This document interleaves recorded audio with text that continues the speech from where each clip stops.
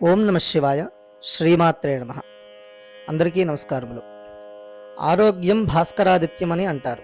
ఎందుకంటే మనలో ఎటువంటి అనారోగ్యం ఉన్నా సూర్యుడు ఉదయించక ముందే స్నానం చేసి సూర్యుడు ముందు నిల్చొని నమస్కారం చేస్తూ సూర్యనారాయణ స్తోత్రం గాని మంత్రం గాని చెప్పటం వలన సర్వరోగాలు పోతాయి.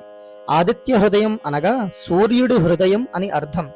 వాల్మీకి రామాయణంలో అగస్త్యుడు రావణాసురుడితో యుద్ధానికి సిద్ధమైనటువంటి రామునితో ఇట్లు అనెను: రామచంద్ర, నువ్వు ఈ ఆదిత్య హృదయాన్ని పఠించి వెళ్ళు, అప్పుడు నీ శత్రువులను జయిస్తావు, అలాగే నీకు మానసిక బలం కూడా చేకూరుతుంది అని చెప్పి అగస్త్యుడు రాముణ్ణి యుద్ధానికి పంపెను. ఈ ఆదిత్య హృదయ స్తోత్రాన్ని పఠించి రావణాసురుని యుద్ధంలో ఎలా అయితే ఓడించారో మనం కూడా ప్రతినిత్యం ఈ స్తోత్రాన్ని వినడం వలన గాని పారాయణం చేయడం వలన గాని శత్రుబాధ అనేవి